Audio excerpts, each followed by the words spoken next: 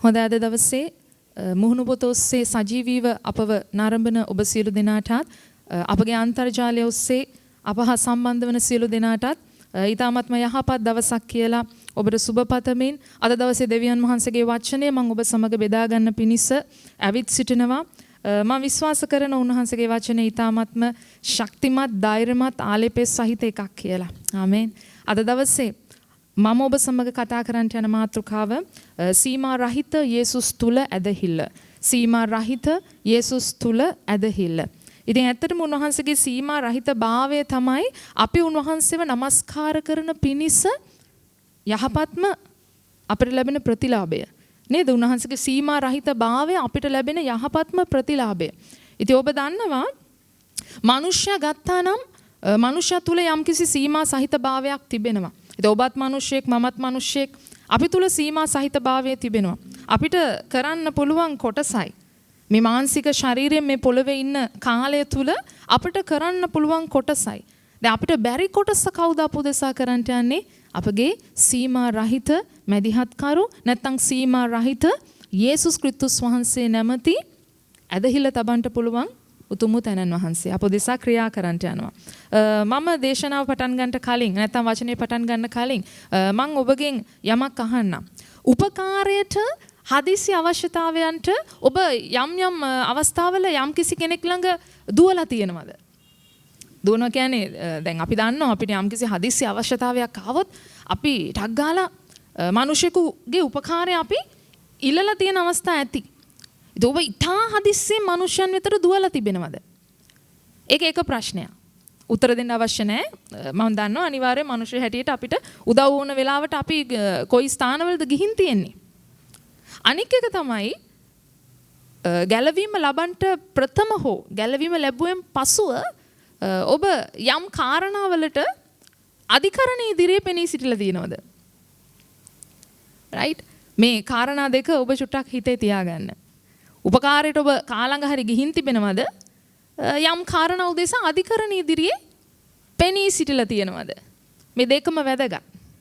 ඇයිද කියනවා නම් අපේ ජීවිතේ අපිට අවශ්‍යතාවය උග්‍ර වෙන වෙලාවට අපි මුණ දෙන తত্ত্বය මනුෂ්‍ය හැටියට ඔබත් මමත් අත්විඳලා තියෙන්න ඕනේ. දැන් සමහර දේවල් ඇත්තටම සබාව අපි ආත්මිකයි කියලා යන්න ඕන.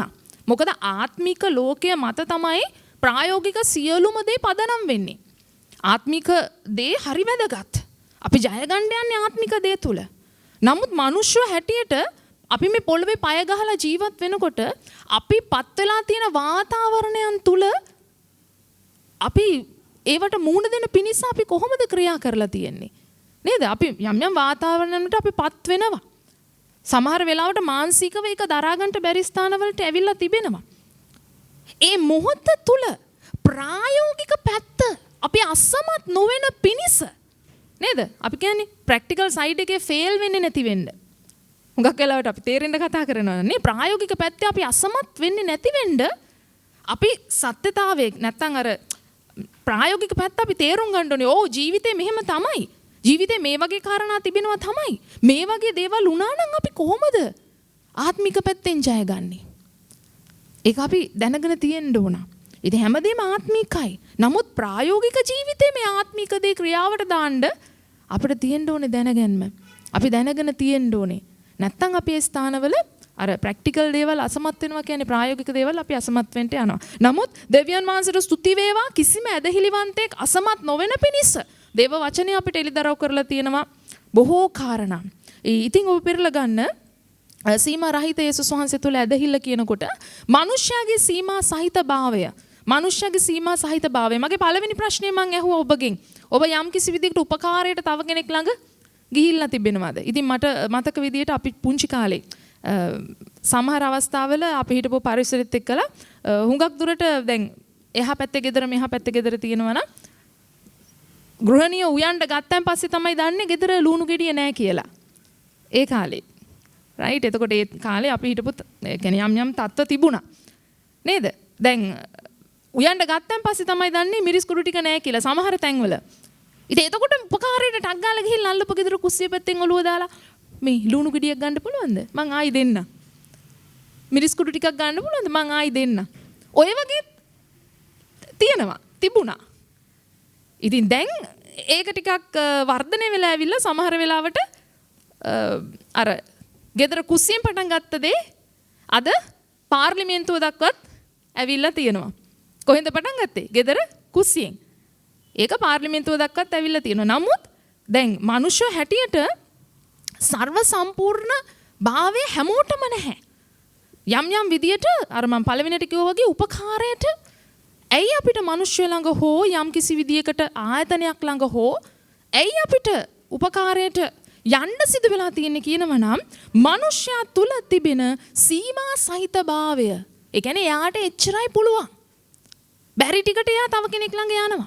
ඒ මනුෂ්‍යයා තුල තිබෙනා වූ සීමා සහිත භාවය තමයි ඒකට හේතුව. ඉතින් අපි දැනගන්න ඕන දෙවියන් වහන්සේ මනුෂ්‍යව මවනකොට මේ සීමා සහිත භාවය තුල මැව්වේ නැහැ.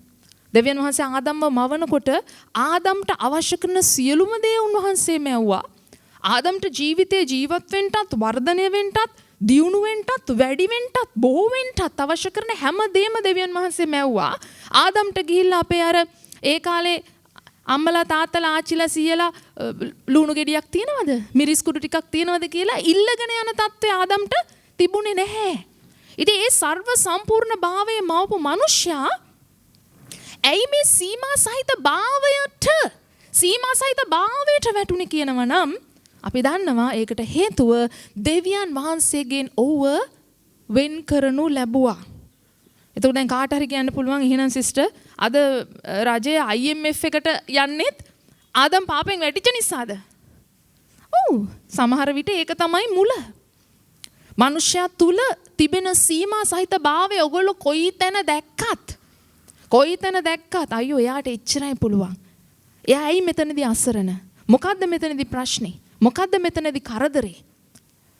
අපිට කියන්න පුළුවනි. ලෝකේ මනුෂ්‍යයන්ට උනත් සීමා සහිත භාවය දැක්කත් අපිට දැක්ක සීමා සහිත භාවයට හේතුව දෙවියන් වහන්සේගෙන් අර කලින් වෙන් කරනු ලැබීම කියලා කියන්න පුළුවන්. දැන් සමහර අයට අහන්න පුළුවන් කිතුණුව තුල ඇයි එහෙනම් මේ සීමා සහිත භාවය තිබෙන්නේ? සමහර ස්ථානවල දකින්න මං කිව්වේ ප්‍රායෝගික පැත්ත අපි අමතක කරන්න බෑ. කිතුණුව ඇයි සමහර වෙලාවට අවශ්‍යතාවය තුල ඉන්නේ? කිතුණුව ඇයි එහෙනම් ඒ සීමා සහිත භාවය තුල කොටු වෙන්නේ? ඇයි කිතුණුවන්ට අසීමිතව යන්න බැරි නෑ? දෙවියන් වහන්සේ මතකද ආදම්ව මවනකොට සියලු දෙයින් සම්පූර්ණව අසීමිතව භුක්ති විඳින්න පුළුවන් තැන දෙවියන් වහන්සේ මැව්වා. නමුත් ආදම් දෙවියන් වහන්සේගේ සම්බන්ධතාවයෙන් වැටිච්ච නිසා තමයි සීමා සහිත භාවයට ආවේ. අද කිතුණුවන් පවා දෙවියන් වහන්සේගේ වචනය සහ උන්වහන්සේගේ අභිමුඛය තුල ඒ අනුව ජීවත් වෙමින් ඒ ආත්මීක දේවල් හරියට අනුගමනය කරනවා නම් අර මනුෂ්‍යයා වැටෙන සීමා සහිත භාවයට කිතුණුවා වැටෙන්න යන්නේ නැහැ. සමහර අවස්ථාවල ක්‍රිස්තියානි මිනිස්සුෙකුට ප්‍රශ්නයක් ආව නම් ප්‍රශ්න අහන්න ගොඩක් අය ඉන්නවා. ඔබ නෑ කියනවද? නෑ එහෙම නෑ සිස්ටර් කියලා කියන අය ඉන්නවද? නෑ. ගැලවීම ලැබපු නැති මිනිස්සුන්ට කොච්චර ප්‍රශ්න ආවත් ඒක ඇයි ඔයාට එහෙම වුනේ කියලා අහන්න අය නෑ. මගේ අත්දැකීම මෙතන එහාට දෙයක් තියෙනවා නම් ඔබටත් ඇති යම් අත්දැකීම්. නමුත් කිතුණුවෙකුට යම් කිසි දෙයක් වුණා නම් ඇයි ඔයාට මෙහෙම වුනේ? මේ ඇයි කියන අකුරු දෙක අහන්න ඕන තරම් මිනිස්සු ඉන්නවා. එතනත් විශේෂත්වයක් තියෙනවා. නේද? ඒ කියන්නේ ඒ ඇයි කියලා අහන මිනිස්සු දන්නවා මේගොල්ලෝ අදහන දෙවියන් වහන්සේ සර්ව බලධාරී කියන එක. ඒගොල්ලෝ දන්නවා. කිතුණුවට සියලු ආකාරයේ ආශිර්වාද ස්වාමීන් වහන්සේගේ වචනය තුල දීලා තියෙනවා කියන එක වුන් දන්නවා. ඒක දන්න නිසා තමයි ඇයි ඔයගොල්ලන්ට මෙහෙම වෙන්නේ කියන ප්‍රශ්නේ ගොඩක් දුරට අහන්නේ. නමුත් ලෝකේ ජීවිතේ අපි මූණ දෙන කාරණා මොනවා වුණත් සීමා සහිත භාවයට අද ඔබත් මමත් යන්න අවශ්‍ය නැහැ. ඇයිද කියනවා නම් උන්වහන්සේගේ පුත්‍රයා තුල අපගේ සීමාව කඩා බිඳ දාලා ඉවරයි. අපගේ සීමා ඒවා කඩා බිඳ දමලා ඉවරයි. උන්වහන්සේගේ පුත්‍රයා තුල අපිට අද ඒ අසීමිත භාවයට උන්වහන්සේ යන්න පුළුවන්කම දීලා තියෙනවා. දැන් බලන්න මනුෂ්‍යව ගත්තොත් උන් සර්ව සම්පූර්ණ නැහැ. මම ඒක කලින්ම කිව්වා. ඔබ පෙරලා ගන්න රෝම 3:23 රෝම 3 වෙනි පරිච්ඡේදයේ 23 වෙනි පදය මක්නිසාද සියල්ලෝම පව් කොට දෙවියන් වහන්සේගේ මහිමෙන් හීනව සිටිති. right. දැන් බලන්න සියල්ලෝම පව්කොට දෙවියන් වහන්සේගේ මහිමයෙන් හීනව සිටිති කියලා කියනකොට මේ ස්ථානයේ අපි දන්නවා ඔබ ගත්තත් මම ගත්තත් මේ මහා පාර දිගේ ඇවිදින මිනිස්සු ගත්තත් අපේ රටේ වේවා විදේශයන්හි වේවා නැත්තම් පරණ ජීවත් වෙච්ච මිනිස්සු වේවා ඉදිරියේදී ඉපදෙන්න යන අය වේවා සියල්ලන්ටම පොදුවේ දෙවියන් වහන්සේගේ වචනේ රෝම පොතේ කියනවා සියල්ලෝම පව්කොට දෙවියන් වහන්සේගේ මහිමෙන් හීනව සිටියා කියලා. ඒකට හේතුව මම කලින් කතා කරපු විදියට ආදම් පව්කොට දෙවියන් වහන්සේගේ මහිමෙන් වැටුණා. ඔබ දන්නවද දෙවියන් වහන්සේ ආදම්ව මවනකොට දෙවියන් වහන්සේත් එක්කලා සහභාගීකමට සම්බන්ධතාවයට නෑදෑකමට ආශ්‍රයයට තමයි ස්වාමීන් වහන්සේ දෙවියන් වහන්සේ ආදම්ව මැව්වේ. නමුත් මනුෂ්‍යගේ පාපයේ වැටීම නිසා දෙවියන් වහන්සේ සමග තිබෙන සම්බන්ධතාවයෙන් අයින් වුණා. උන්වහන්සේගේ මහිමෙන් වැටුණා. right? එතකොට මේ මහිමෙන් වැටෙනකොට දෙවියන් වහන්සේගේ අභිමුඛයෙන් ආදම් වැටෙනකොට ආදම්ට ලැබුණා වූ අසීමිත භාවයෙන් නැත්නම් අසීමිත ආශිර්වාදයෙන් අසීමිත ස්ථානෙන් ආදම් වැටුණා. ඉතින් ඇත්තටම ඔබත් මමත් පව් කළේ නැහැ. නමුත් ආදම්ගේ පාපය නැත්නම් අකීකරුකම වැටීම නිසා මේ පොළවට වැටීම ආවා. මේ පොළවට වැටීම ආව නිසා සීමා සහිත භාවය මේ පොළව හැමතැනම දකින්න පුළුවන් වුණා. නමුත් ඔබ දන්නවද ක්‍රිස්තුස් යේසුස් වහන්සේ කරන කොටගෙන ඒ සීමා සහිත භාවයේ ඉඳලා අද දවසේ ඔබවත් මාවත් එළියට අරගෙන ඇවිල්ලා තිබෙන උන්වහන්සේ. right? දැන් හුඟක් වෙලාවට චිත්‍රපට බලලා තියෙන අය ඇති. නමුත් දේව සභාව චිත්‍රපට බලන එක අනුමත කරන්නේ නැහැ. හරි. නමුත් ගැලවීම ලබන්න කලින් හරි ඔබ විවිධ චරිත දැකලා තියෙනවා. ඒක චිත්‍රපටයේ වේවා එහෙම නැත්නම් ගමේ වේවා රටේ වේවා විවිධ චරිත ඉන්නවා. නේද? ඒ එක් එක්කෙනාව ගත්තා නම් මෙයා මේ වගේ දුෂ්ටයි. නැත්නම් මෙයා ධර්මිෂ්ඨයි. මෙයා වීරයා. මෙයා ඒ වගේ විවිධාකාර චරිත තිබෙනවා. ඔබ දන්නවද ක්‍රිස්තුස් වහන්සේ තුල උන්වහන්සේව අපි දකින්න එක වෙලාවකට අපේ උදෙසා පූජා වෙන්නව බැටළු පැටුවා විදියට. නමුත් දේව වචනේ සමහර ස්ථානවල ජයග්‍රාහී ස්වභාවයෙන් උන්වහන්සේ පෙන්වලා තියෙනවා. ඒ වගේම ක්‍රිස්තුස් වහන්සේව මේ පොළවේ ඉන්න කාලේ උන්වහන්සේ කරපු දේවල් වලින් කියපු දේවල් වලින් යේසුස් වහන්සේ හැසිරිච්ච දේවල් වලින් උන්වහන්සේ කවුද කියන චරිතය මේ ක්‍රිස්තුස් කියන චරිතේ විවිධ පැති මිනිස්සු දැක්කා. සමහරක් වෙලාවට දේවමාලිගාවේ වෙළඳාම් කරන තැන ඔබ එදා හිටියානම් ක්‍රිස්තුස් වහන්සේ දේවමාලිගාවට ගිහිල්ලා ඒ මිලට ගන්නන් මිලට දෙන්නන් ඉන්න තැන මේ මේස පෙරලලා දාන විදියට ක්‍රියා කරනකොට ඔබ එතන හිටියානම් ඔබ කියයි මෙයා කොයිද දේව පුත්‍රයා වෙන්නේ මේ බලන්නකො මේ රස්තියාදුකාරයෙක් චණ්ඩියෙක් වගේනේ බලන්නකො ඔක්කොම කාලා දාලා මේ නේ ඊට පස්සේ කවදාකවත් සුවයටවත් උන්වහන්සේ ළඟ මේ අර එදා මේස පෙරලපු මිනිස්සයා නෙමෙයි කියලා කියයි. නමුත් ක්‍රිස්තුස් වහන්සේ ඔබ දන්නවද ඔහු මිනිස්සෙක්. ඔහු තුල දේව පුත්‍රභාවය තිබ්බා. මම මේ කතා කරන සීමා රහිත භාවයත් උන්වහන්සේ තුල තිබ්බා. විවිධ චරිත අපි දැකලා තියෙනවා. ඒ වගේම ක්‍රිස්තුස් වහන්සේ තුලත් විවිධ පැති තිබෙනවා. ඉතින් බලන්න සියල්ලෝම පව්කොට දෙවියන් වහන්සේගේ මහිමෙන් හීනව සිටිනවා කියනකොට දෙවියන් වහන්සේගේ සම්බන්ධතාවෙන් වැටිච්ච මිනිස්යව සීමා සහිත භාවයට අපි කියන්නේ මේ බොක්ස් එකකට කොටු වෙනවා කියලා. අපි කොටු වෙච්ච අවශ්‍යතාවය තුල සමහර වෙලාවට මිරිකිච්ච මේ සීමා සහිත භාවයට වැටිච්ච මිනිස්යව ගලවන පිණිස උන්වහන්සේ ආවා. ඉතින් උන්වහන්සේගේ වැදගත්ම චරිතය අපි දැකලා ඇති විවිධ පති. උන්වහන්සේගේ වැදගත්ම චරිතය තමයි මෙන්න මේ මැදිහත් කරු කියන චරිතය. මැදිහත් කරු කියන චරිතය. ඉතින් බලන්න යේසුස් ක්‍රිස්තුස් වහන්සේගේ සීමා රහිත භාවය තුල උන්වහන්සේ අපි වෙනුවෙන් මැදිහත් කරනවා නම් මැදිහත්කම් කරනවා නම් අපේ තත්ත්වය කොයි ස්ථානයකටද අපි යන්න ඕන? නේද? අර මුලින් කතා කරපු විදියට සමහර වෙලාවට කුස්සිය පැත්තේ දොරෙන් නේද? ආච්චි අම්මා හරි ගිහිල්ලා මේ මට ලුණු ගෙඩියක් ගන්න තියෙනවද? මං ඒක ආයි දෙන්නම් කියනකොට එහා පැත්තෙන් අයියෝ අපිටත් ලුණු නෑනේ.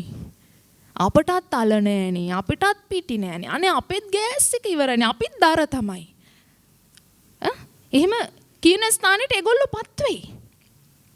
නමුත් ඔබ දන්නවද අපේ කාරණාවට නැත්තම් අපේ ලූණු ගෙඩියට නැත්තම් අපේ මිරිස් කුඩු ටිකට අපේ ගෑස් එකට නැත්තම් අපේ ඔබට කියන්න අවශ්‍ය නැහැ අද දවසේ.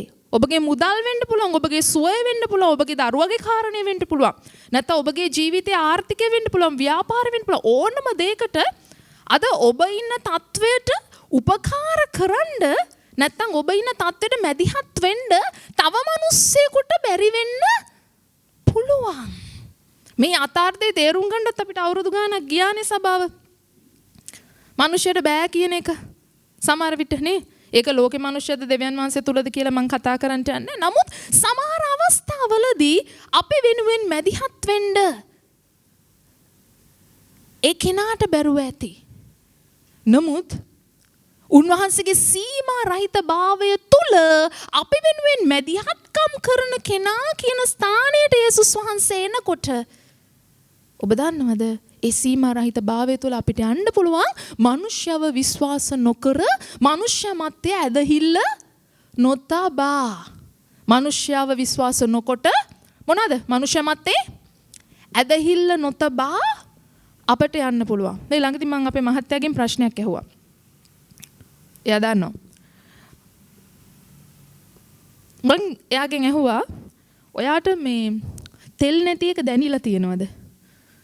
දැන් එයා චුට්ට මෙහෙම හිතලා කිව්වා ටිකක් වගේ ඒ වුණාට එච්චර නෑ. කිව්වද නැද්ද? කිව්වා. ඔයාට මේ කිරි නැති එක දැනෙලා තියෙනවද? නෑනේ කිව්වා. ඒ වගේම මං ඇහුවා ඔයාට කරන්ට් නැති එක දැනෙලා තියෙනවද? ඇත්තටම අපේ ප්‍රදේශයට කරන්ට් එක කපන්නේ නැහැ. හොස්පිටල් ලයින් එක නිසා. ඒක ඇත්තටම මට කනගාටුයි ඔබත් එක්ක කියන්න අපිට දැනිලම නැහැ. තේකෝ නෑ ඒක නම් දැනිලම නැහැ. ඉතින් ප්‍රායෝගික ප්‍රශ්න ටික දැන් මේ තියෙන කාලය තුල ඔයාට ගෑස් එක නැති එක දැනලා තියෙනවද කොහොමද? නෑ මං ඒකට නම් මහන්සි වෙලාම නෑ. ඇත්තටම අපි මහන්සි වෙලා නෑ එක දවසක්වත් අපි පොලිමේ ඉඳලා නෑ. ඒක මං කියන්නේ අපි මෙහෙමයි අනික් අය මෙහෙමයි නෙවෙයි. අවංකවම මේ தත්ත්වය තුල මේ අපි යනවා. යනකොට අපිට මෙහෙම තමයි උනේ. right? එතකොට මේ ප්‍රායෝගිකව දැන් කාලේ පවතින ගැටලු ටික මම නිකන් හිතලා අහනකොට එයා කියන නෑ එච්චර නෑනේ. නෑ ඒක නම් එහෙම වෙලාම නෑනේ කියලා අපි දෙන්න සාකච්ඡා කරා. කියන්නේ අපි දෙන්න නිකන් කතා වුණා. එතකොට අපි එකක් තේරුම් ගත්තා. පවතින වාතාවරණය සබාව ඒක ඔක්කොටම එකයි. ඔක්කොටම එකයි. නමුත් මේ වාතාවරණය තුල සීමා රහිත භාවයට අපිට ඇතුල් වෙන්න කිසි තහනමක් තිබෙනවද? ඇයි අපි උන්වහන්සේව අදහන්නේ? ඇයි අපි උන්වහන්සේව විශ්වාස කරන්නේ? ඇයි අපි උන්වහන්සේත් එක්කලා මේ ගමන යන්නේ? දැන් සියල්ලෝම පව්කොට දෙවියන් වහන්සේගේ මහිමෙන් හීනව සිටිති කියනකොට අපිත් ඒ පව්කාරය උඩට වැටෙන පිනිස නෙවෙයි උන්වහන්සේ අපි වෙනුවෙන් මැදිහත් වෙන්නේ. මතක තියාගන්න අසීමිත තනන් වහන්සේ අපේ මැදහත් කරෝ. නේද? අසීමිත තනන් වහන්සේ අපේ මැදිහත් කරෝ. අපි අල්ලපු ගෙදරට යනවා නම් ලුණු ගෙඩියට අපි වෙනුවෙන් මැදිහත් වෙන්න අනේ අපිට මොන හරි කරලා දෙන්නකෝ මේ ලුණු ගෙඩියයි මායි අතර ඔයා රිංගලා කොහොම හරි මට මේක අරන් දෙන්න. එහෙම නැත්නම් මගේ මේ මුදලයි මායි අතර රිංගලා ඔයා කොහොම හරි මට අරන් දෙන්න. අපි මිනිස්සෙක් අපි වෙනුවෙන් මැදිහත් වෙයි කියලා හිතන සමහර අවස්ථාවල ෆේල් වෙලා තියෙනවා. ෆේල්. මිනිස්සු විශ්වාස කරලා ෆේල් වෙච්ච අය ඉන්නවා. හැබැයි දෙවියන් වහන්සේ මම විශ්වාස කළා මම ෆේල් වුණා කියන්න හරි ඇදහිලා තියෙන කිසි කෙනෙකුට බෑ. දේව වචනය අනුව දෙවියන් වහන්සේව විශ්වාස කරලා ෆේල් වෙච්ච අය නැහැ. එතකොට බලන්න හේබ්‍රව 1:3 මොනවද කියන්නේ කියලා. ඔබ පෙරලන්න හේබ්‍රව පොතේ හේබ්‍රව පළවෙනි පරිච්ඡේදයේ 3 වෙනි පදය. උන්වහන්සේ දෙවියන් වහන්සේගේ මහාන් තත්වයේ ප්‍රභාවයද උන්වහන්සේගේ දේවත්වයේ ස්වරූපයද වනසේක් තමන්ගේ බල පරාක්‍රමයේ වචනයෙන් සියල්ල දරමින් පව්ගෙන පවිත්‍ර වීමක් කළ පසු උසස් ස්ථානවල මහෞත්තමයාණන් වහන්සේගේ දකුණු පැත්තේ හිඳගත්සේක. හරි. දැන් බලන්න හේබ්‍රව 1:3 කියනවා උන්වහන්සේ දෙවියන් වහන්සේගේ මහාන් තත්වයේ ප්‍රභාවයද උන්වහන්සේගේ දේවත්වයේ ස්වරූපයද වෙනසේ. නේද? දැන් සීමා රහිත තැනන් වහන්සේ සීමා රහිත තැනන් වහන්සේ එනම් මේ යේසුස් ක්‍රිස්තුස් වහන්සේ අපේ කාරණාවට මැදිහත් වෙන තැනන් වහන්සේ කියලා අපි බලනවා නම් මම නැවත කියන්නම් සීමා රහිත තැනන් වහන්සේ අපේ කාරණාවට මැදිහත් වෙනවා කියලා අපි බලනවා නම් උන්වහන්සේගේ ස්වභාවය දෙවියන් වහන්සේගේ වචනේ හේබ්‍රේ පොතේ කතා කරනවා 1:3 උන්වහන්සේ දෙවියන් වහන්සේගේ මහාන් තත්වයේ ප්‍රභාවයේද උන්වහන්සේගේ දේවත්වයේද ස්වરૂපය වනසේක් එහෙනම් කවුද මනුෂ්‍යගේ තත්වයට තබන්ට බැරි විදිහේ අසීමිත ස්වභාවය මේ වචන අනුව උන්වහන්සේට තියෙනවා දෙවියන් වහන්සේ කොයි ආකාරයේ සිටිනවද ඒ වගේම තමයි යේසුස් වහන්සේ නේද දෙවියන් වහන්සේ කොයි ආකාරයේ බලය දරනවද කොයි ආකාරයේ පරාක්‍රමයේ දරනවද කොයි ආකාරයේ මහෝත්තමභාවයේ දරනවද කොයි ආකාරයේ උසස්භාවයේ දරනවද දෙවියන් වහන්සේ කොයි ආකාරයේ සම්පූර්ණව සිටිනවද ඒ වගේම තමයි යේසුස් ක්‍රිස්තුස් වහන්සේ ඔබට අඩුවක් පේනවද ඔබට අඩුවක් පේනවද උන්වහන්සේ තුල කිසි අඩුවක් නැහැ නේද මම ආයි මුලට යනවා අපි ගිහිල්ලා හිමීට ආච්චි අම්මා ගිහිල්ලා හිමීට අල්ලපු ගෙදර කුස්සිය පැත්තෙන් ඔලුව දාලා ඔයාට ලුණු තියනවද? අනේ නෑනේ අපිටත්. ඒයි. ඒ අල්ලපු ගෙදර ගෘහණිය තුල දේවත්වයේ සම්පූර්ණකම තිබ්බේ නෑනේ. මෙතන කියන වගේ මහෝත්තම භාවයේ ප්‍රභාවය තිබුණේ නෑනේ. මෙතන කියන වගේ මොනවාද? උන්වහන්සේ දෙවියන් වහන්සේගේ මහාන් තත්ත්වයේ ප්‍රභාවය, උන්වහන්සේගේ දේවත්වයේ ස්වરૂපය. එතකොට දේවත්වයේ ස්වરૂපය අපි වෙනුවෙන් අපි උපකාර කරයි කියලා හිතන අර මනුෂ්‍ය තුල හා ඒ ස්ත්‍රිය තුල තිබුණේ නෑනේ. නේද? දැන් සමහර වෙලාවට අපිට ප්‍රශ්නයක් ගැටලුවක් අභියෝගයක් මම ඇත්තටම ප්‍රශ්න ගැටලු කියන වචනේ කතා කරන්න කැමති නැහැ. ධනාත්මක විදියට බලමු අපි කිතුනෝනේ අපිට අභියෝගයක් ආව වෙලාවට සමහර වෙලාවට අපිට උපකාරයට ඉන්න මිනිස්සෙක් ඉන්නවනම් එයාව දෙයියෝ වගේ පේනවනම් ඇත්තටම අපි වගේ අනුකම්පා ලැබිය යුතු සෙනගක් කොහෙත් නැතුව ඇති. ඉතින් ලෝකෙ මිනිසන්ට එහෙමයි. මේ ප්‍රශ්නේ විසඳන්න පුළුවන් මෙයාට විතරයි. මේ වෙනුවෙන් මේ කාරණාවදී මං වෙනුවෙන් කතා කරන්න පුළුවන් මෙයාට විතරයි.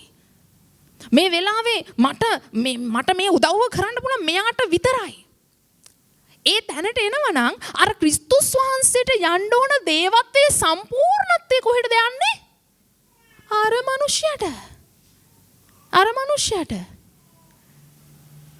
නේද? සමහර විට අපේ කාරණාවේදී මැදිහත් වෙන්න අපි බලාපොරොත්තු වෙන මිනිසයා ඒ මිනිසට වඩා ලොක්ෙක් මේ ලෝකෙත් නැතුව ඇති. නමුත් ඒත් මිනිසෙක්. මිනිසයා කියන කෙනා කොච්චර බලවත් වුණත්, මුදලින් පොහොසත් වුණත්, හැකියාවෙන් ස්ථීර වුණත් යම් ස්ථානයකට ඔහුට දන නමන්න වෙන තැන් තිබෙනවා. නමුත් ක්‍රිස්තුස් වහන්සේගේ නාමයට සියල්ලෝම දන නමනවා මිස ක්‍රිස්තුස් වහන්සේ නැමැති අසීමිත නේද මොනවද අපි බලන්නේ සීමා රහිත මැදිහත් කරු කා ඉදිරියේවත් දන නමන්ට යන්නේ නෑ සබාව. උන්වහන්සේ දන නමන්ට යන්නේ. දැන් බලන්න මෙතන කියනවා සම්පූර්ණ දේවත්වයේ සම්පූර්ණත්වය උන්වහන්සේ තුල තිබුණා. දෙවියන් වහන්සේගේ මෙතන කියනවා මහාන් තත්ත්වයේ ප්‍රභාවය උන්වහන්සේ තුල තිබුණා. ඉතින් එතකොට ඒතරම් සර්ව සම්පූර්ණ ඒකේ දෙවියෙක් කියන්නේ නැත්තම් සම්පූර්ණ දෙවියන් වහන්සේම කියන්නේ ආ එතනින් එහාට නේ මත මොනවද ඕනේ නේද? තව මොනවද ඕනේ? ඉතින් අපි ඒ තැන අරගෙන මිනිස්සුන්ට දෙන්න යන්න ඕනේ. ඉතින් එතකොට මෙතන කියනවා ඒ ආකාරයේ හිටපු තැනන් වහන්සේ තමන්ගේ බල පරාක්‍රමයේ වචනෙන් සියල්ල දරමින් පවුගෙන පවිත්‍ර වීමක් කළ පසු උසස් ස්ථානවල මහෝත්තමයාණන් වහන්සේගේ දකුණු පැත්තේ හිඳගත්සේක. පවුගෙන පවිත්‍ර වීමක් කර පසු බලන්න ක්‍රිස්තුස් යේසුස් වහන්සේට මේ උසස් ස්ථානය ලැබුණේ ප්‍රථමයෙන් කුරුස්සේ කාරණාව සම්පූර්ණ කළයන් පස්සේ. හරි? එතකනුත් උන්වහන්සේ මිනිසෙක් විදියට පොළවේ ක්‍රියා කළා. උන්වහන්සේ හැසිරුණා. උන්වහන්සේ දේව රාජ්‍ය ප්‍රකාශ කළා. උන්වහන්සේ ආපු අරමුණ ඉෂ්ට කරමින් සිටියා. අර මම මුලින් රෝම පොතේ බලපු විදිහට සියල්ලෝම පව්කොට දෙවියන් වහන්සේගේ මහිමෙන් හීනව සිටිති කියන තැනට විසඳුම දුන්නන් පස්සේ යේසුස් ක්‍රිස්තුස් වහන්සේව දෙවියන් වහන්සේ මොනවද කළේ? මැදිහත් කරු වෙන්න පුළුවන් කියන උසස් ස්ථානයට අරගෙන ගියා. දැන් මං කලින් චිත්‍රපට බලලා තියෙනවද කියලා ඇහුවන්නේ ඒකයි. විවිධ චරිත තිබෙනවා. නමුත් මැදිහත් කරු කියන චරිතයත් අපි අමතක කරන්න නරකයි. නේ ක්‍රිස්තුස් වහන්සේ තුල තියෙන මැදිහත් කරු කියන චරිතය අපිට ටක් ගාලා මතක් වෙනවා. අපේ පාපේ ක්‍රිස්තුස් වහන්සේගේ ලේ බැටළු පැටියා මතක් වෙනවද නැද්ද? ඇයි අපි වෙනින් පූජා වෙච්ච බැටළු පැටිය උන්වහන්සේගේ ලේ වලින් අපිව පවිත්‍ර කළා. ඒක එකක් විතරයි. දැන් සබාව මේක විතරක් නම් අල්ලගෙන ඉන්නේ. මේක විතරක් නම් මොකද සිද්ධ වෙන්න යන්නේ? එතනින් එහාට තියෙන ආශිර්වාද කොහොමද අපි භුක්ති විඳින්නේ? මලුන්ගෙන් නැගිට්ටා. උන්වහන්සේ ජය ගත්තා. උන්වහන්සේගේ මහිමය තුල අපි ඇවිදිනවා. ඇදහිල්ලෙන් ඇවිදිනවා. උන්වහන්සේ ජය ගත්තා. උත්ථාන වුණා. උත්ථානත් වුණා. නමුත් උත්ථානය කියන්නේ උන්වහන්සේගේ එක චරිතයක් විතරයි. සමාවෙන්න මෙහෙම කියනට උත්ථානය මං සුළු කොටස තකන්න කියන්නේ නැහැ. උත්ථානය තුල තමයි අපිත් මලුන්ගෙන් නැගිටින්නේ. අපිටත් සදාකාල ජීවන උත්ථානය තුල තමයි. නමුත් කුරුස පූජාව නැතුව උත්ථානය වැඩක් නැහැ. නේ? කුරුස පූජාවත් එක්කලා උත්ථානය එකතු වෙන්න ඕනේ. එතකොට උත්ථානය නවතින්න එපා. උන්වහන්සේගේ මහිමයටපත් කිරීම, මහිමයටපත් වීම මෙන්න මෙතන තදින් අල්ලගන්න. ඒකත් ඕන. උසස් කිරීම. සියලු නාම වලට වඩා උසස් කිරීම. මේ මැදිහත් කරු කියන තැන කුරුසේදී උන්වහන්සේ යම් ආකාරයකට උන්වහන්සේ හිටියා. මැදිහත් තුනා ඒක අපේ පාපයට. හරිද? තේරෙනවනේ සබාව. පැහැදිලි නැත්තම් කියන්න පැහැදිලි නැහැ කියලා මම පැහැදිලි කරන්න. උන්වහන්සේ මැදිහත් තුනා අපේ පාපයට. හරි? එතකොට උත්ථානයේදී උන්වහන්සේ මැදිහත් තුනා අපගේ ජීවනයට සහ නැවත නැගිටීමට. තව දේවල් තියෙනවා. මං කෙටියෙන් මේ එක එක අරගෙන මං කියන්නේ ගොඩාක් කියනට වඩා කියන එක පැහැදිලිව කියන එක වටිනවා මං හිතන විදියට. එතකොට උත්ථානයේදී උන්වහන්සේ මැදිහත් වුණා. දැන් මහිමයටපත් කිරීමේදී උසස් ස්ථානවලට දැන් මෙතන කියනවා පවුගෙන පවිත්‍ර වීමක් කරපසු උසස් ස්ථානවල මහෝත්තමයන් වහන්සේගේ දකුණු පැත්තේ හිඳගත් සේක. එතකොට මේ දකුණු පැත්ත මෙසේ දේවදූතයන්ට වඩා උත්කෘෂ්ඨ නාමයක් උන්වහන්සේට උරුමව තිබෙන ලෙසම ඔවුන්ට වඩා එපමණ උතුම් වූ සේක. මක්නිසාද කියලා යටට කියන උඹ මගේ පුත්‍රයා. මේ මහිමයට පත් කිරීමේ ස්ටේජ් එක නැත්තම් මහිමයට පත් කිරීමේ තලය මෙතන ක්‍රියා කරන්නේ. එතකොට අපි කුරුසේදී විතරක් නෙවෙයි උන්වහන්සේ අප වෙනුවෙන් ක්‍රියා කළේ. මරණයේදී විතරක් නෙවෙයි උත්ථානයේදී විතරක් නෙවෙයි මේ මහිමයට පත් කිරීමෙන් පසු පියාණන් වහන්සේගේ දකුණු පැත්තේ ඔන්න දැන් උන්වහන්සේ මොනවද කරන්නේ? ඉඳගෙන ඉන්නවා. මෙතනදිත් උන්වහන්සේ අප වෙනුවෙන් ක්‍රියා කරනවා යම් චරිතයක්, මැදිහත් කාරකම කියන චරිතය. නේද? මම අර චරිතය කියන ඔබට තේරෙන විදිහට නමුත් ඇත්තටම උන්වහන්සේ රංගපෑමක් නෙවෙයි. උන්වහන්සේ අපේ මැදිහත් කරු. දකුණු පැත්තේ ඉඳගෙන රෙස්ට් ගන්නවා. දැන් බොහෝ අය රෙස්ට් ගන්න හොඳම තැනට යනවා රෙස්ට් ගන්න. නේද රෙස්ට්? කවුද රෙස්ට් ගන්න හොඳම තැනට ගියා ඉන්නවද? හොඳම තැනට නෙවෙයි සාමාන්‍යයෙන් ගෙදරට වඩා හොඳ තැනක් නැත්තම් ගියා ඉන්නවද? කියා සිස්ටර් අපි මේ අහවල් හොටෙල් එක. ඒක තමයි හොඳම. නේද? ගියා ඉන්නවද? කොයි හරි අඩු ගානේ අම්මලගේ ගෙදරවත් අපේ මේ බණ්ඩාර වෙලා අම්මලගේ ගෙදර මාතර නැන්දාගේ ගෙදර එහෙමවත් ගිහින් නැද්ද? ගිහින් ඇති. නේද? සමහර අය රෙස්ට් ගන්න හොඳම තැනට යනවා. පාර්ලිමේන්තුව වගේ තැනක් එම හරි ගොඩක් හොඳයි රෙස්ට් ගන්න. අනේ දේශපාලනේ මම කතා කරන්නේ නැහැ. හරි. නමුත් රෙස්ට් ගන්න ඇත්තටම හොඳ තැන් තියෙනවා. නමුත් ඔබ හිතනවාද ක්‍රිස්තුස් යේසුස් වහන්සේ පියාණන් වහන්සේගේ දකුණු පැත්තේ දැන් හිඳගත්තා උන්වහන්සේට ෆුල් රෙස්ට්. ඔබ දන්නවද? දහසක් අවුරුදු රාජ්‍ය පාලනයට උන්වහන්සේ රජෙක් වගේ නැවත වාරයක් මේ පොළොවට එනකන් ඔබවත් මාවත් උන්වහන්සේ අමතක කරලා පියාණන් වහන්සේගේ දකුණු පාර්ශවයේ ඉන්නේ නැහැ. ගැලවීම දුන්නු තැනන් වහන්සේ, උත්ථානයට පංගුකාරකම දුන්නු තැනන් වහන්සේ, උන්වහන්සේගේ මහිමයට පත්වීමටත් පංගුකාරකම අපට දීලා අද දවසේ ඔබ යම්කිසි සීමා රහිත භාවයක යනවා නම් ඒ තැන කඩලා අසීමිත ස්ථානය තුල ඔබව හිඳවන්න ආත්මික ලෝකයේ තුල උන්වහන්සේ මැදිහත් කරු විදියට ඉන්නවා. මේ මැදිහත් කරු කියන එක අමතක කරන්න එපා. මැදිහත් කරු. අපි වෙනුවෙන් ක්‍රියා කරන මැදිහත් කරු. නේද? බයිබලයේ කියනවා මැදිහත් කාරයෙක් උඹට ඉන්නවා. ඔව්. පියාණන් වහන්සේගේත් මගෙත් අතර තියෙන සම්බන්ධතාවය පාපෙන් කැඩුනා නම් පාපෙන් වෙන් කෙරුණා නම් නැවත දෙවියන් වහන්සේට කිසි පාපයක් කැලලක් අපවිත්‍රකමක් පළුද්දක් නැතුව මාව සම්බන්ධ කරන්න උන්වහන්සේ මැදිහත් වුණා වගේම තමයි මං වෙනුවෙන් දැනට මොන අවශ්‍යතාවය තුල මම යනවද ඒ තුල ක්‍රියා කරන්නත් උන්වහන්සේ තමයි මැදිහත් වෙන්නේ. හැබැයි මතක තියාගන්න ප්‍රථමයෙන් ගැලවීම තුලට අපි සම්බන්ධ වෙන්න ඕනේ. ඒ මැදිහත්කම පසු කරලා එන්න ඕනේ. ඔබ බලන්න හේබ්‍රෙව් 4:14 15-16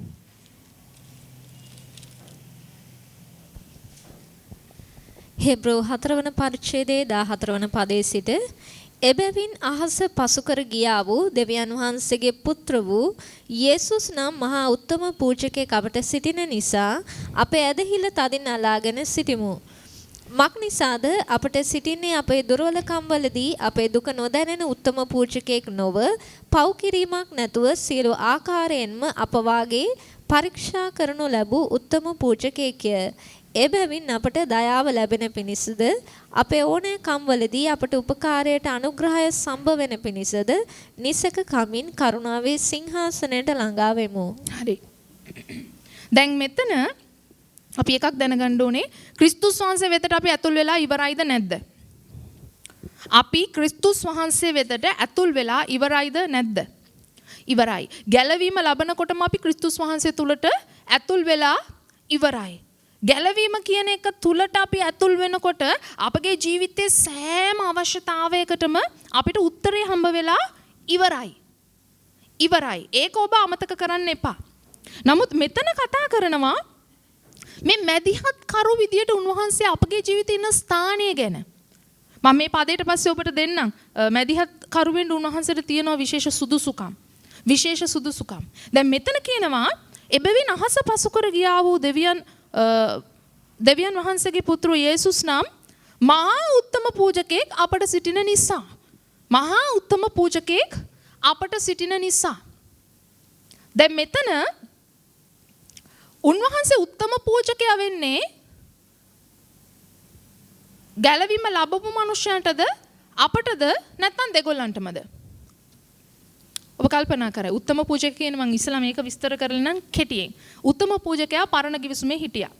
හරි. එතකොට දෙවියන් වහන්සේගේ සෙනග යම් කිසි ආකාරයෙන් පව් කළා නම් ඔබ දන්නවා ආදම්ගේ පාපයෙන් වැටුණෙන් පස්සේ මිනිස්සු මානසිකවත් ආත්මිකවත් දෙකෙන්ම පාපෙන් වැටුණා.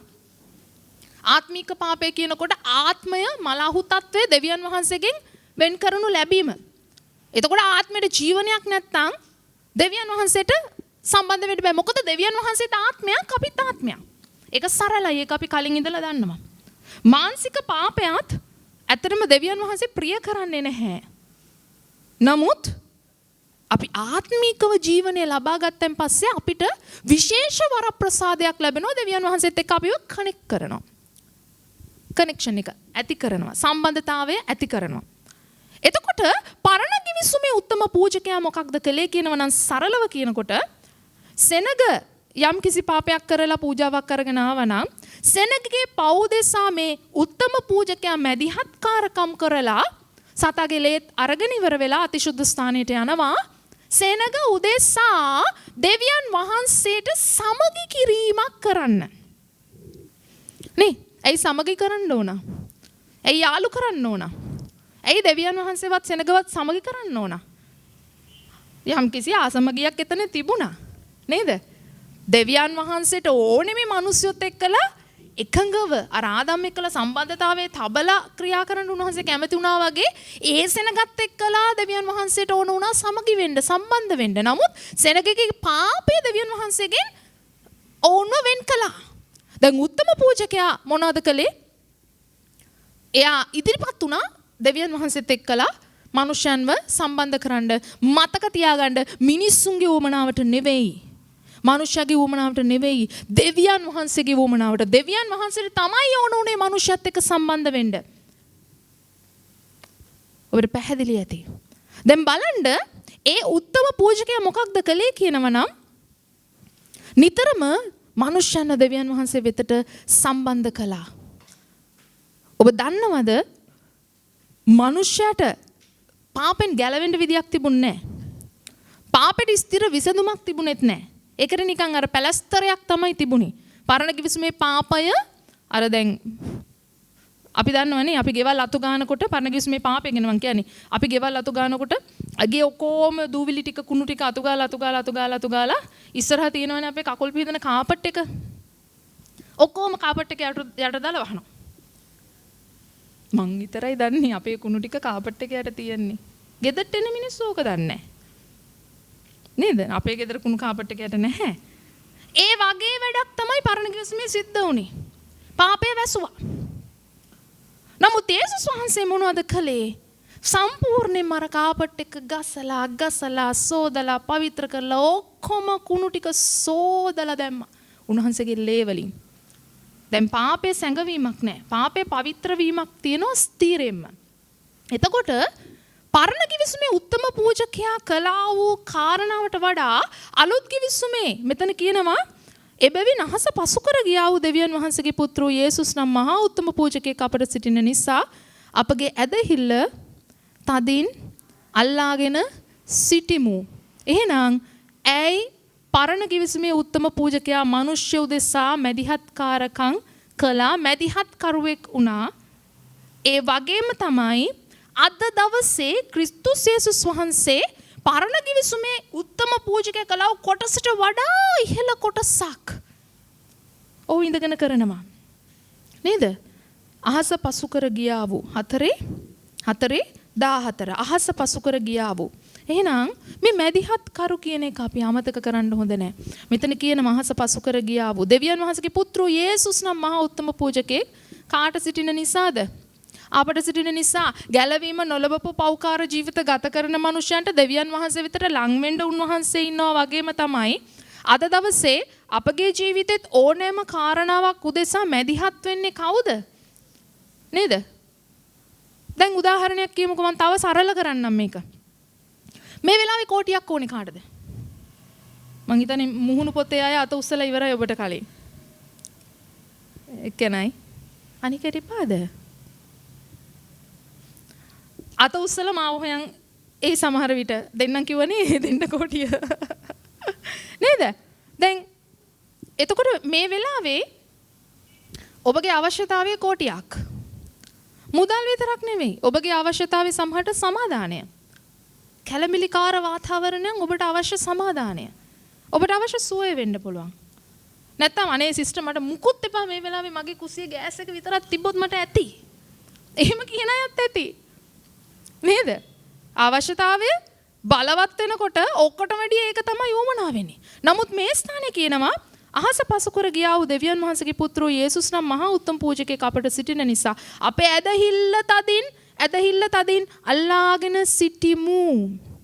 මක් නිසාද අපට සිටින්නේ අපේ දුර්වලකම් වලදී අපේ දුක්ඛ නොදැනෙන උත්තම පූජකයෙක් නොව පව් කිරීමක් නැතුව සියලු ආකාරයෙන් අප වාගේ පරීක්ෂා කරනු ලැබූ. එහෙනම් මිනිස්සෙකුට සිද්ධ වෙච්ච ඕනම දෙයක්. ඒ කියන්නේ ඔබට කියන්න බෑ මම්ට වෙලා තියෙන එක ඔයාට දන්නේ නැහැ. ඔයාට දන්නේ නැහැ. ඔයා මොනවද දන්නේ? ඔයා හොඳට සැප පිට යනවනේ. දැන් සමහර වෙලාවට අපේ එක කොටාසයකට වෙන දේවල් ඉහළ පුටු වලට දන්නේ නැති වෙන්න පුළුවන්. නමුත් ඔබට මට අද දවසේ සිද්ධ වෙච්ච දේවල්, සිදු වුණා වූ දේවල් ඒක උන්වහන්සේට දන්නවා. රයිට්? දැන් මෙතන කියන්නේ වෙන විස්තරයක්. රයිට්? උන්වහන්සේ කිසිම පාපයක් නොකර පරීක්ෂා කරනු ලැබුවා. සියලු ආකාරයෙන්ම මිනිස්සෙක් වගේ මේ පොළවේ ගියා කියන එක ඔබත් මමත් දන්නවා. ඔබත් මමත් දන්නවා.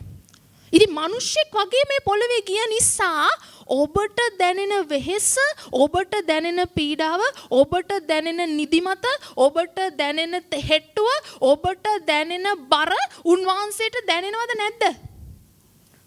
දැන් මහිමාන්විත ශරීරයෙන් දෙවියන් වහන්සේගේ දකුණු පැත්තේ ඉන්න නිසා උන්වහන්සේක දන්නේ නැහැ කියන්න බෑ. ඊයරක පහු කරලානේ මෙහෙට ගියේ. හා? එහෙම නෑ.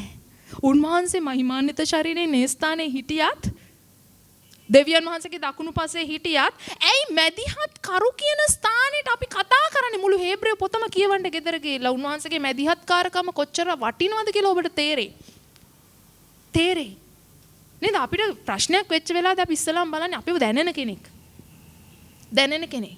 හැමදාම අපේ ගේ ඉස්සරහන් රව මට වරෝරෝ යන සිරියාවතීට දුවලා ගිහිල්ලා අපි කියන්නේ නෑනේ නේද? ඉස්සලාම අපිට දැනෙන කෙනෙක් අපි හොයන්නේ නේ. අපිට රව රොගොරොගොර එහෙම ඉන්න අයට අපි ගිහිල්ලා කියන්නේ නෑ. දෙවියන්වහන්සේ තුල අපිට එහෙම නැති තරමට හොඳයි නේද? අපිට ඔක්කොම මිතුරෝව සිටිනවා නම් හොඳයි. නමුත් අපි ඉස්සලාම බලන්නේ අපිව දැනෙන කෙනෙක්. එතකොට මෙතන කියනවා අපේ දුක නොදැනෙන උත්තම පූජකෙක් නෝ පව් කිරීමක් නැතුව සියලු ආකාරයෙන් අප වාගේ පරීක්ෂා කරනු ලැබ උත්තම පූජකෙක්. එබැවින් ඔන්න 16 පදය. එතන කියනවා එබැවින් අපට දයාව ලැබෙන පිණිසද අපේ ඕනෑකම් වලදී අපට උපකාරයට අනුග්‍රහය සම්භවන පිණිසද අපගේ මොනවලදීද ඕනෑකම් වලදී මම අර මුලින් කිව්වා නේද අපි සීමා වෙයි. සමහරවිට සීමා සහිතයි මනුෂ්‍යගේ උපකාරයේ සීමා සහිතයි. ඉතින් මනුෂ්‍යගේ උපකාරයේ සීමා සහිතයි අපේ අවශ්‍යතාවයේදී අපිට සමහර අවස්ථාවල මම ඒකයි කියන්න උත්සාහ කරන්නේ. දැන් ඔබේ අවශ්‍යතාවය මම ඉස්සලා කිව්වා වගේ කෝටියක් වෙන්න පුළුවන්. කැමති නැහැ ඒකට තව බින්දු ටිකක් එකතු කරගන්න. නමුත් ඒ අවශ්‍යතාවය තුල අපි සීමා සහිත වෙන්නේ නැහැ.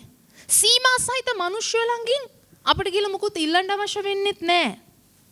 උදව්, උපකාර, සහන, පැකේජ් ඉල්ලන්න අවශ්‍ය වෙන්නේ නැහැ. මොකද මෙතන කියනවා අපි ඕනෑකම් වලදී අපට උපකාරයට අනුග්‍රහය සම්භවන පිණිසද නිසක කමින් කරුණාවේ සිංහාසනයට මෙතන ළඟා වෙමු කියලා තියෙන සිංහල බයිබලයේ ගොඩාක් ස්ථානවල අපි ඇවිල්ලා ඉවරයි කියන තැන් වලට අපි දැන් ළඟ ඉන්නේ ළඟ කියන අර්ථය දීලා තියෙනවා. නමුත් නෑ මෙතන අපි ලං වෙලා නෙවෙයි. අපි ඇවිල්ලා ඉවරයි ඒ ස්ථානයට. ඔබ ක්‍රිස්තුස් වහන්සේ තුලට ඇවිල්ලා ඉවරද? එහෙනම් ඔබ කරුණාවේ සිංහාසනයට ඇතුල් වෙලා ඉවරයි. මොනවටද? අපේ ඕනෑකම් වලදී අපට උපකාරයට අනුග්‍රහය සම්භවන පිණිසද නිසක කමින් අපි කරුණාවේ සිංහාසනයට ඇතුල් වෙලා ඉවරයි. අපේ ඕනෑකම් වලදී මං කිව්වේ ඒක මේ මොහොතේ මුදල්ද ආර්ථිකයේද සුවයද දරුවන්ගේ කාරණාද පවුලේ කාරණාද සැනසීමද දන්නේ කාලීන අවශ්‍යතාවයන් ඕන එකක් ඔබ ඇතුල් කරගන්න. අපිව දැනෙන අපි ගැන දන්න සීමා රහිත තනන් වහන්සේ කොයි ස්ථානේද ඉන්නේ ඒ ස්ථානෙට අපි ඇතුල් වෙලා ඉවරයි නේද? අපි දන්නවා පරණ කිවිසුමේ කරුණාවේ සිංහාසනය තිබුණා. කරුණාවේ සිංහාසනය තිබුණා. ශුද්ධ ස්ථානයත් අතිශුද්ධ ස්ථානයත් වෙන් කරන තැන අතිශුද්ධ ස්ථානය කියන ස්ථානය කියන්නේ ශුද්ධ ස්ථානය සහ අතිශුද්ධ ස්ථානය වෙන් කරන තිරයට පිටිපස්සේ කරුණාසනය තිබ්බා. මතකයිද? ඒ ස්ථානේ මොකක්ද තිබෙද දෙවියන්වහන්සේගේ අභිමුඛය. දැන් අද දවසේ මිනිස්සෙකුට සියලු අවශ්‍යතා සම්පූර්ණ කරන්න පුළුවන් හැකියාව දෙවියන්වහන්සේගේ අභිමුඛයට තියෙනවා. අභිමුඛයට තියෙනවා. ඉතින් සමහරට ලෝක යන වාතාවරණය තුල ඇත්තටම අපි යන්න අවශ්‍ය නැහැ. නමුත් ප්‍රායෝගිකව අපි පොළවේ පය ගහලා ඉන්න මිනිස්සු හැටියට ආත්මීක මිනිස්සු හැටියට අපිට ඕන ස්ථානෙන් අපි නැගිටලා දුවලා වෙන ස්ථානයකට ගිහිල්ලා උදව් හොයන්න එපා. දෙවියන්වහන්සේගේ අභිමුඛයෙන් නැගිටලා දුවලා ගිහිල්ලා ටක් ගාලා අල්ලපු ගෙදර ඇන්ටිගේ කුසිය පෙත්තේ දොරෙන් ගිහිල්ලා උදව් හොයන්න එපා. නේ අපි ඉන්න ඕන ස්ථානේ ඉඳලා අපි දෙවියන් වහන්සේ තුල සත්‍යතාවය දැනගෙන අපි කොතනටද අපේ මැදිහත් කරු වෙත්ත අපි කොතනටද දැන් ඇතුල් වෙලා ඉන්නේ කියන තැන දන්නවා නම් අපේ උපකාරයට ඒ ස්ථානයේ ඉඳලා දේව වචනය කියනවා අපිට අනුග්‍රහය ලැබෙනවාමයි.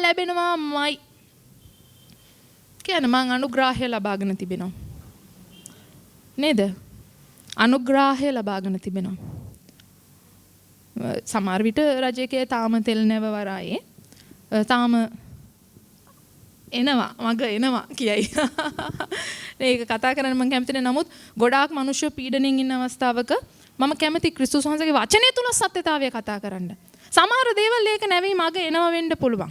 නමුත් අනුග්‍රහය අපිට ලැබිලා ඉවරයි. ඒක අපේ ඔඩොක්කුවට ලැබිලා ඉවරයි. ඒක අපි තුල.